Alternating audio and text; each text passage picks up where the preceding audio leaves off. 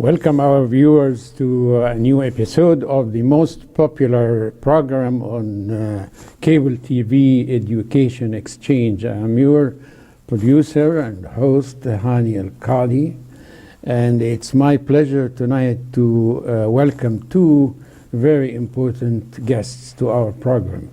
First, a parent who is really representing the most involved people who have concerns about our education system, and although she is not part of Horn Elementary because she doesn't have kids anymore there, you had, right? Right, 2 daughters. And despite that, she continues to offer her service and to contribute, not only that, but to lead many of the projects that the school is offering. In the meantime, I am welcoming the co-president of the Teachers Association in the Iowa City Community School District, the remarkable social activist and council member at Coralville City Council, Mr. Mitch Gross. Thank you, Hani. And start with our very important guest, Lucy Barker. Lucy, tell us how did you get involved at the beginning? Because I have seen you for years now doing a lot of work at Horn School. So my older daughter started at Horn 10 years ago when Horn was 250 students, and in the 10 years since then, Horn has doubled in size and is much more diverse in languages and people coming from other countries. And and then a few years ago we got an ELL program at Horn, and now we have 107 ELL, English Language Learner students, and they speak at least a dozen languages at school. And out of that, some other parents and I decided that we wanted to form a community parent-student organization that was focused on creating community at school and including all families, all students. What intrigues me, as a matter of fact, as an observer, and I had my kid at Horn before as an elementary school kid, was your involvement at the time, but it was not as significant as it is now. I mean, you are representing... My personal involvement? Yeah. And now, despite the fact that your kids graduated and left school, you are more involved. How did you keep this pace going in this speed? Well, I was involved in their classrooms. I did not do a lot of PTO activities. I volunteered some, but last year the climate survey came out, and just my kids getting older and noticing differences sort of pushed me to focus more on including, valuing all kids in the school and trying to figure out how to do that. And we decided starting at our own small school would be the best way. And so we asked the principal, and we just starting there. Mitch, can you tell us and the viewers your feeling about parents' involvement in the classroom activities? Well, we always encourage parent involvement. It's good for kids, it's good for our school, it's good for our community. And I think there's a lot of opportunities for parents to get involved at all levels, at the elementary and secondary level, district parent organizations at the district level. So we have a pretty active group where I teach at West High School. And I think we, as teachers and educators, depend often on the support of our parents. Do some parents come after the kids graduate, honestly? Yeah, we do. I'll have people definitely come by and just to say hi, or they miss it. I think especially when it's the last child that leaves, there's a little bit of a feeling of the empty nest syndrome of what to do. And on the other hand, that's more time for parents to be involved, because obviously having kids is a lot of work and takes a lot of time. So when your kids have gone off to college or whatever, that just kind of frees you up for some more opportunities to be able to volunteer in schools. And in your experience, if you have a parent that's volunteering, such as Lucy, what she's doing now, Do you like have certain framework of what they should be doing and what they should not be involved in? I think there's district parameters and building parameters. You know, at the secondary level, we really don't have in-room volunteers. I think like there are at the other levels. You know, personally, I have gone into my daughter's class in her elementary room, and I've read to other children and things like that. But we don't see that happening as much at the secondary level. Wonderful. So now tell us about your activities. I know that I have read a big list of involvements. You select and show us some of the pictures maybe that will show slides. some of the activities. While we are talking, I think our control room will be doing this show, Okay. slideshow. So we started this year with registration, where the new families come in and fill out all their information on the computers, and so we had several of us there to help because for a lot of families it's the first time they've encountered PowerSchool, and they just have questions. There were language issues sometimes, so we set up some cookies and some flyers and translated into different languages.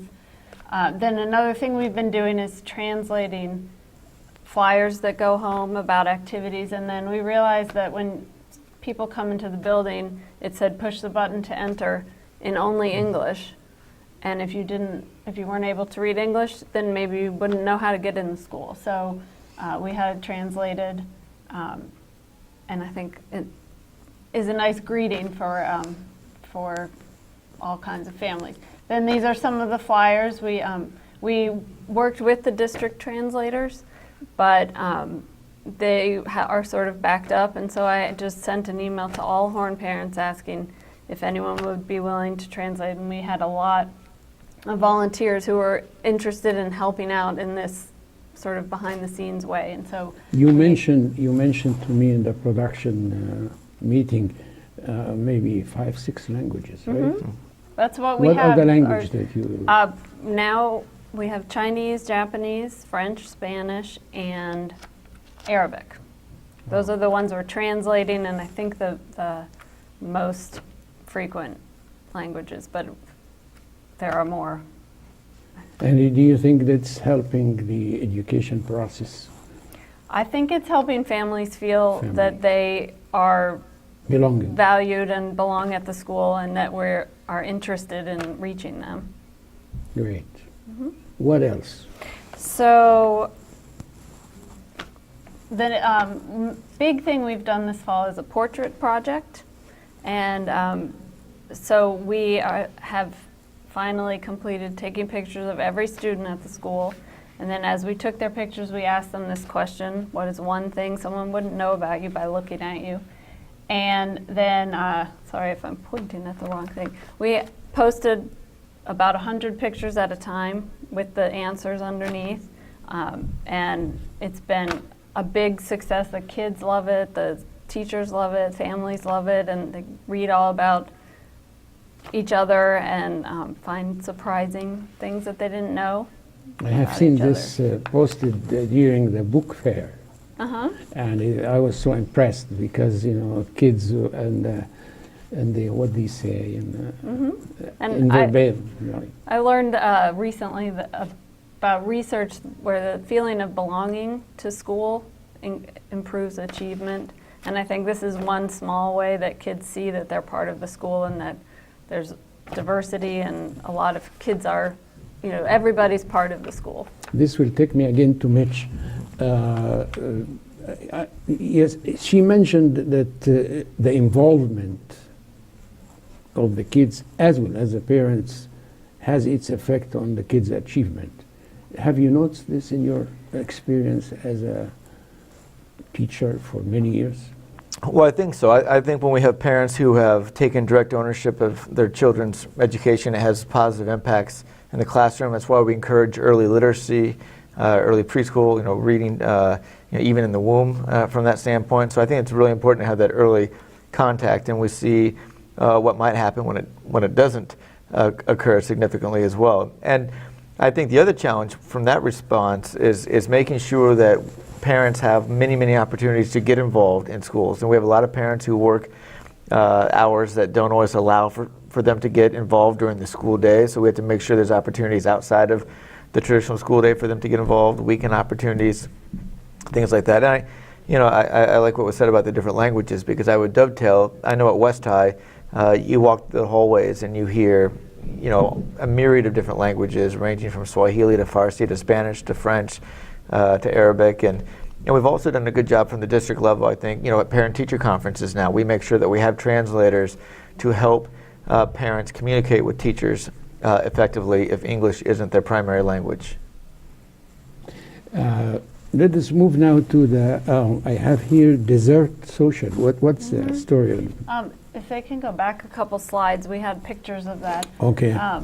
That was just a family dessert social that we, just an opportunity to sort of create, that's it. Maybe, a community feeling, and with, it's free. If you could bring in dessert, you were invited to, and then you mean from the various countries, so people yes. get exposed including to their, native Iowans. I Okay. brought my grandmother's cookies that she always made. So we had, for example, West Indian black cake that I had never had, and we had about 40 families, and kids played. I think there are pictures on the side. Kids played together, and families talked. So people who didn't. it's really an educational experience. Huh? Definitely. Maybe it goes to Mitch Gross area, social studies. I mean, Yes. let us teach them about habits and traditions Exactly. and heritage and all that. Yes, it was really a successful, just family social, nice time. Great. Now I have here the winter clothing giveaway. That's This has been going on at home for many years, right? I think this was the first year. We've always collected clothes, but Right. and then the student family advocate holds on to them, and if a family needs winter clothing, she provides them. This year we decided to try holding a giveaway where people could come, and we had a couple dozen kids come and get coats, snow pants, boots, hats, gloves, and outfitted and everything. So it just sort of helped the student family advocate reach some of her families. The noise that you hear in the background is coming from upstairs because we have the, as you know, the center that's known as Uptown Bills, and they are, I think, having a performance. Oh, okay. So this gives us a nice background, right? Yeah. Kind of romantic. Yes, yes. Okay, that's in the future. You are. I heard that you have been looking for a sister school. Is that Yes, true? we're thinking about trying to reach out to possibly Alexander Elementary, and they right now will be coming to the west side for junior high and high school, and just trying to help the kids meet each other, the families meet each other, and sort of. So you explain it more to me, because sister school is like sister cities, but, right? Right. So there is a lot of exchange of experience and of projects. You do things together, right? We are just starting to think about this, but yes, we talked about maybe having pen pals where the students write each other, and social activities. And it helps a lot in the area of diversity, too, right? Especially when a school has a higher rate of minority kids in a school that has less, and they start to mix, they would be exposed to that. Can you address this issue of diversity between schools? Because you're as an educator, and you are a specialist even in the area of diversity. Sure. Can you tell me about it a little bit in our elementary schools here, and what's your observation about it? Well, I think at the elementary level, there's been some some disparities and some gaps amongst some of the schools. I think the board has made conscious efforts to try to address those and to get numbers more in line with each other.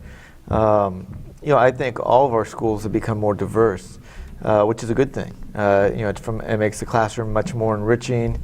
I think it gives, I want my daughters to be in classrooms that are very diverse and with a whole myriad of different experiences. So I think it's good for the whole education for everybody as well. I think having said that, we have to make sure that when that happens, we're making sure that we're providing opportunities and services for all students and all families. And that's why I think what's going on at Horn sounds like a really, really good program. Thank you, Mitch. Now let us talk about this group word board. Is Oh. it, that's, That was just a small project. At International Night, we set up a table in the middle of all the activity, and it was a group art project. So it was another way to sort of bring people together and build community. And we just asked kids to pick one word to describe themselves. And there is a picture of it on the slide, and make it out of magazine letters. And so it was just a fun sort of group project. one of the ideas that you have been considering and thinking of was the getting a parent to represent each classroom. Yes. Can you address this? So we're hoping by next year we'll be able to have one classroom parent representative at least per class who will just check in with families a couple times a year and make a personal connection and just try to help all families feel connected sort to of an school. ambassador from the group to the. And okay. one thing we're trying to do with that, and hopefully by next year we will have, we ask families if you're going to get a call, what language would you like it to be in? So we also hope to use parents from school to be those parent representatives, but be able to call people in their native languages. And Mitch, I have noticed that there are some schools that gets more involvement with the community, and there's a lot of unity. One of them is where your kid goes, Wickham, for instance, which we'll see in another episode of this program sometime soon. And some schools are just within themselves. They don't really. Is it the topography, the nature of the school, where they have maybe easy way to trails and woods and creeks and all that, and some of them are trapped inside. There is not much space for them to do much there. Can you address this? Well, schools are obviously an important component of communities and neighborhoods, and I think a lot of folks have made really honest attempts to get involved at the school level. I know, the district and the district foundation has been looking at having different companies and community partners sponsor schools and things like that. So I think there's been a real strong effort to try to get different aspects of the community enriched and connected with different school buildings. And I think we're going to see even more of that in the future. Can you extend this a little bit to tell me about the role of teachers in this area? Yeah, well, I think teachers are always out there trying to, are kind of the bridge between the classroom and the community, and many of my colleagues are always trying to bring in community resources, and on the same side, many community resources are always offering their services and their expertise to come into classrooms. So I think both sides have done a really nice job of taking advantage of those opportunities. So now, as a good example of a parent who's a concerned citizen here, I would like you to look at this camera, which will put your face facing the community, Okay. and tell them your message to parents. All right, my message to parents is get involved with your school, with your students, and get out there and meet other families and form a community at your school. Mitch, there is one thing that, a little difficult question. Uh-oh.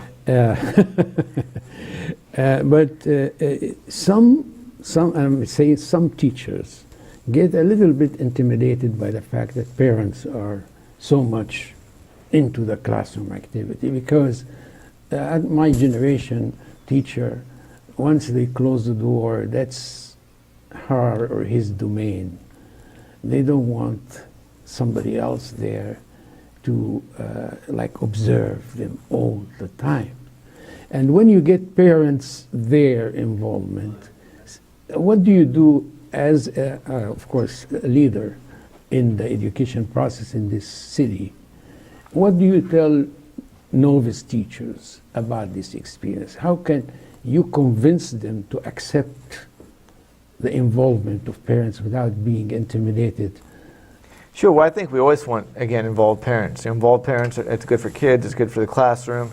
But I think it's obviously important for parents to realize that teachers are the experts. Teachers are pedagogically sound and savvy and know the best way to educate kids. And I think most of the times they're wonderful partnerships. And we encourage parents to become involved in the educational process and the educational opportunities of their children. And when that happens, it's usually a good result for everybody involved. Do you have sometimes to train teachers on this, like through professional development or whatever? Yeah, again, I think that's mostly at the district level because, speaking as a secondary teacher, there's not a lot of in-class opportunities or experiences where parents come in for that, aspect. I think at the elementary level, parents, are going into helping with different tasks, helping to read to children, volunteering on field trips, volunteering on celebrations and things of that. So I think it's much more of an elementary issue. Well, after you give your message to parents, I want you to be more realistic and tell us what are the challenges that are involved in this process. I mean, it doesn't look like it can't be like a piece of cake. There should be some. There are a lot of challenges. Give me some. Like Mitch said, parents' schedules, they're working, the hours they work. Sometimes parents haven't had good educational experiences themselves and aren't interested or don't want to be part of school. What else? I want to know from you, as a parent, how do you feel about teachers cooperating with you in executing what's in your mind and your plans and your so forth? Well, they are the experts and the leaders of their classrooms, and most of what we're trying to do doesn't go into the classrooms, but we have found that when teachers support the out-of-school activities like the family dessert social, then families are more likely to get involved and students are more enthusiastic. But we're trying to let teachers have, do their own thing, and then hopefully by helping the sense of community at the school, it improves students' participation and achievement in class. This is one part. The other part is about other parents. Mm-hmm. And you had actually invited a parent tonight. Mm-hmm. I was unable because she was trapped in she's leading in Chicago, the CPSO too. Sabina, right? Selena, yes. Selena, yes. yeah. So we were expecting her, but what's her role? Can you? She's doing the same as me. We're just sort of planning and, So you are two leaders? Mm-hmm. And there's a third too, but she already left for her winter vacation. I was just Selena's understudy. Yes. Really? Yeah. Oh. You've done a great job. Yeah. Wow, that's you see, it's a small world, right? That's wonderful. So now, can I ask you if you have like something that you dream of to happen in your school? It would be what? Because this is your last minute statement. I would just like more families to come, more ideas. We don't want to be the only 3 people making all the plans. We'd love for other people's opinions and ideas about what they're interested in. So we just want to keep growing and meeting the needs of the families at Horn. Well, I can't thank you enough for being here. Thank you for representing having us. this big school, Horn School. But definitely Kristen Cannon has a lot to say about you, and that's why she said, well, Lucy would represent everything. Okay. Teachers, administrators, and kids and parents and everything. So there's a lot for you to carry on your shoulders, right? I guess so. And Mitch, of course, we are proud of you. You are one of the rising stars in this district, in politics. And we wish you all the best, and thank you for being here to give us the light about how educators look at parents' involvement. Ladies and gentlemen, I am so grateful to both of you. And so grateful to the people who are listening to us now. And this program is going to be aired on Channel 18, that's Public Access TV cable channel. Channel 21, that's educational channel, that's sponsored by the community school district here, as well as Public Access TV website on your computer, and of course YouTube. We have a channel on YouTube, and this will be on the channel probably tomorrow, Great. if it's not tonight. So, and to our audience, thank you very much. It has been a delight having a warm winter night, well, compared to what was the last couple of days. And again, my name is Hani Al-Qadi, and thank you, and have a good night.